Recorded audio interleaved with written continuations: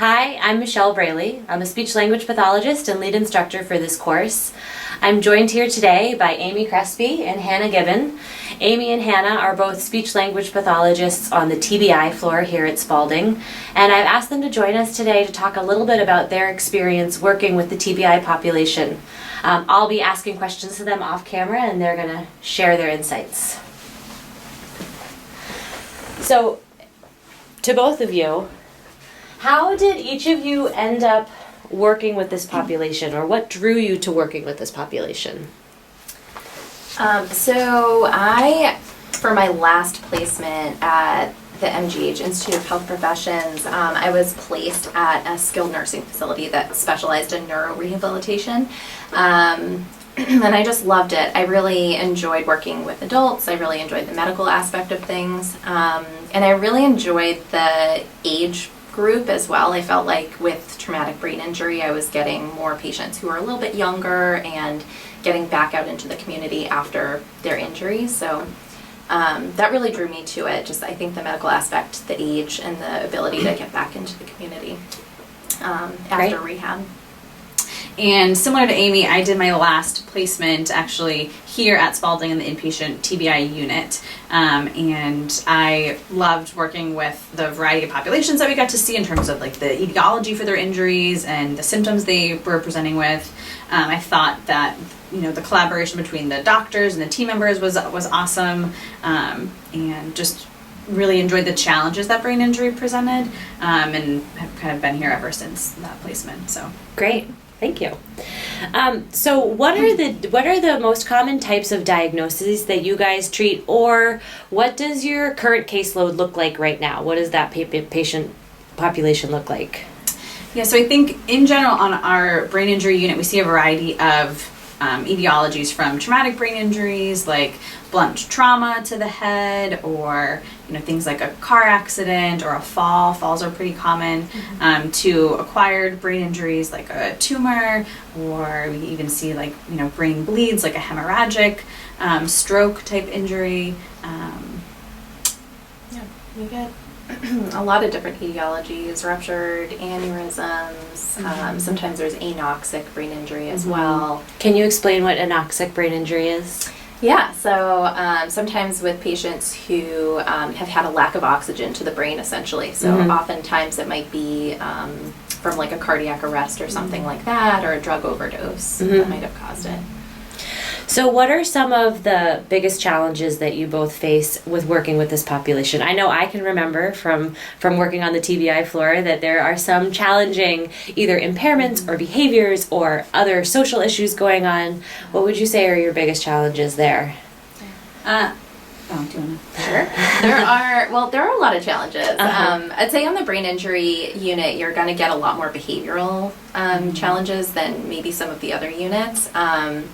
Just based on brain injury itself, frontal lobe impairments, and emotional dysregulation. So that can be challenging. Sometimes we'll get patients who are pretty motor restless as well, so it can be challenging to be working with those patients because really your main goals are just to kind of keep them safe, keep them moving, and trying to engage them in therapy that's not super structured. So that can be interesting. You have to be pretty flexible. Families can be challenging. The social aspect of educating the families on what's happening to their loved one, and also having them in the sessions while not distracting the person that's that we're working with. The sometimes physical aggression that we see with TBI patients can be challenging. And even we were talking before about sometimes it can be challenging if you've got patients who have cognitive impairment, but then there's also like a visual impairment on top of it. Things like that can be a little bit challenging to try to figure out how are you going to target different goal areas when you're limited by the patient's ability to see or to understand language. Multiple things at once. It's not just their attention's poor, right? It it can be everything, which is really challenging. That actually, you made a point earlier saying that you have to be flexible, that you can't always do the structured therapy that you had planned. So do you feel like you always have to have like an A, B, and C plan, or like what is it like feeling like you have to be so flexible? I know a lot of times speech therapists tend to be very organized and have like a type A approach to things. So how did you kind of develop that skill at being so flexible and kind of thinking on the fly? I think being in sessions sometimes where you're like, oh wow, this is not working. You know, like this structured task that I spent some time thinking about is I have to throw this out the window, and like I need to help this person. So, you know, just figuring out what the patient is interested in, that's in the room that you can start to target, like, oh, they're really interested in looking at their newspaper right now. Let's talk about some orientation with that. Or wheeling around the unit, they're super restless. Okay, they have left neglect. I'm going to bring them by some paintings on the wall where they have to turn their attention to the painting on the left side, and we'll talk about it. You know, just little things like that. I think you pick up, even seeing other therapists on the unit, how they're doing it. I think that's one thing that maybe people who don't fully understand this population or how we treat them recognize, is that you have to be super creative and flexible. And I think it's always known with working with kids, you have to be creative, but you also have to be creative in a different way with this population to be able to target the goals. What are some of the most rewarding moments you've had working with this population? I think that there are so many, because with brain injuries, generally the trajectory is that they're going to get better with time and therapy, and so you get to see a lot of positive outcomes here. I think for me the biggest successes have been when people either emerge from a vegetative state into a minimally conscious state, or they make their way, through a coma out into, emerged, and now, maybe they're a little confused, but you start to have conversations with someone who wasn't talking a week ago, or you get someone on a diet after they haven't eaten in 2 months. Someone who was super agitated and is now so pleasant and happy. That's kind of rare, but it does happen, and those days are really happy, exciting days. Yeah. And even to seeing, a lot of times our patients keep in touch, and so they might have come in here so impaired. And like I had this patient recently who his goal on initial eval was to get out of here alive, and he was serious. And he really was in a bad way, and we just got an email from family that he's made it home now, and he, there was a great picture of him in his suit, really happy, they're doing well. So it's really rewarding to be able to see that you've helped this person along the way to get back to what they wanted to get back to. I think it's really rewarding to hear the success stories where like patients are getting back to school or returning to work. They were just going home after being in the hospital for so long. Right. Yeah. Well, that's the thing, is when we're treating them in this setting, we're seeing them almost like the worst part of their life, and you kind of forget that they have a whole other life outside of the hospital that they want to get back to, and we're working towards getting them there, but you kind of lose sight of that in the day-to-day. So it's nice to hear those stories and people recognizing where they came from, too. How important is it to you both to include family in your treatment or your education sessions? Is that something you really focus on? Does it depend on the patient? Kind of what's your thinking behind that?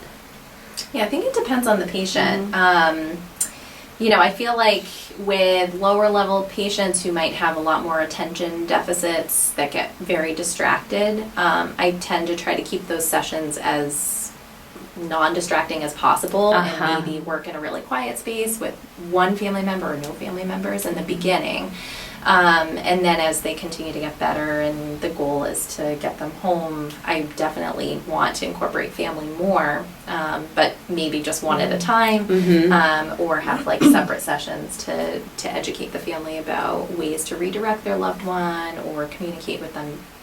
I think it's definitely very important because if their family member is the one that's going to be caring for them at home, they need to understand the deficits and how to help their loved one. But and I think too here, families are coming from the acute hospital where things were so scary and so fluctuating day to day, and they get here and they're still used to that things are up in the air right now. We don't really know what's happening, and it's kind of our job to counsel them and help them move into this transition of, okay, now they're safe, now they're stable, so these are now the things we're going to be working on. It's not necessarily, the acuteness of their injury anymore. Right. Now we're figuring out the problems that this injury has left them with and how we're going to help them get there. So I think that a big piece that we often work on that's not always talked about is the counseling side of things and the education side for families to know, like, what is a brain injury?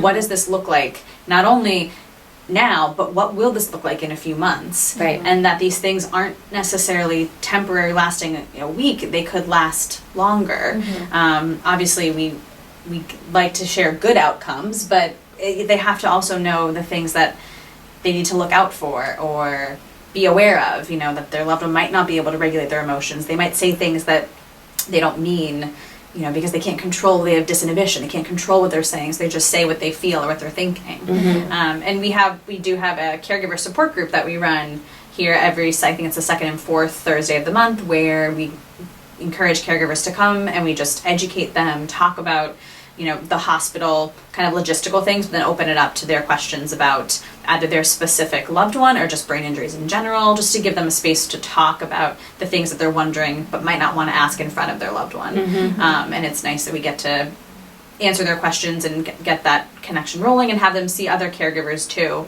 and have the caregivers provide support to one another, like the moms and dads or the family members together. Yeah, and that support system is so important, and it's probably, this setting is probably the first time they're getting it. It may be the first time they've experienced brain injury or had someone with a brain injury in their family. So this is kind of the discovery phase of, like, what does this even mean for my loved one or my family or the trajectory of their recovery. So I was always, I firmly believe that education is so important, but I think I didn't realize how important it was until I started treating. I don't know if they focus that much on it in school, and then you start treating and you think, this is really important that I'm educating the family as much as I can. They don't know what that term is, and I keep using that term. I have to tell them what that means. Right, exactly. So what I'm talking about. Exactly. So what are some of the goals and challenges that people with brain injury identify or face in their own recovery that you've experienced? Yeah, I think, a lot of goals that people come in with are, I want to get back home, I want to get back to work, I want to get back to school, I want to get back to driving. These are like big common things that we hear. Big picture. And some of the challenges along the way for them getting back to those things might be a lack of insight into their deficits and how that might functionally impact their ability to get back to those things safely.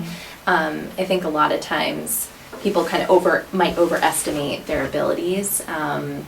So I think that's been challenging for a lot of our patients. I can't think. I think our goals, we tend to try to ask them what they want to do, and if they say get back to driving, well, we have to then think about what are the things you need to be able to drive. You need to be able to pay attention in distracting environments. You need to be able to handle multiple stimuli at once. So then we kind of create our goals based on what that eventual long-term goal might be, and then hopefully that helps with the buy-in and a little bit of the insight piece too, because we're like, well, we're working on getting back to driving, but we have to do this attention. We have to work on your attention first. Well, I think that's a really good example of using you really want functional goals that are meaningful to the patient. So you have them identify it, which is sometimes even hard for them, but then being able to pull that back and what are the cognitive skills that underlie that and how can I work on that in therapy. But it's really driven by what they want to work on too. So it's a skill trying to marry those two things together too. So this interview is for a class of students learning about speech language pathology and the different disorders that you can work with and the populations you might treat. So if there's someone that might be interested in going into working with brain injury, what advice would you give them, or what would you want to let them know? What would you want to know at this stage in your career if you were a few years back? Well, I love it. I think it's really a great population to work with. It's so interesting. I've been doing this, I graduated in 2010 and I've been working with this population for 9 years. And it never gets old. It's always interesting. It's always different. I still have challenges with patients. I walk in and I'm like, wow, I can't really figure out what's going on here. So I really have to sit down and think about it. So I think it's definitely very rewarding and exciting. I'd say definitely skills. You got to be flexible, be able to kind of think on your feet, be good at communicating. It's a really here at least it's been a really big team approach. You know, you're constantly in communication with your physical therapy and occupational therapy counterparts. And the doctor, talking about medications. Right, case management too. So I think being a good communicator also is really important. Yeah, mental flexibility and just creativity in general. I definitely did not start out as a creative clinician, I don't think. But being here, just working on the job kind of teaches you that you just have to be able to go with the flow a little bit and have backup plans. But, you know, observing is a great way to kind of get that experience of, do I like this? Because working in a hospital, too, you see lots of medical things, you know, people with illnesses, and so you have to make sure that you're kind of okay with that, too. Not right now, but, you know, give it a chance and see if you like it, because you might not necessarily like it now, but in 5 years from now, when you're making that decision, you might say, oh, I want to revisit that. So I think going and seeing what it looks like firsthand, for me, was like the best thing to do. Yeah, that's great advice. Yeah. Go observe, go check it out, see if you can shadow people, see what a day looks like.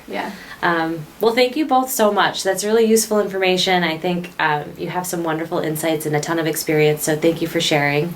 Thank you. You're welcome. We'll end there.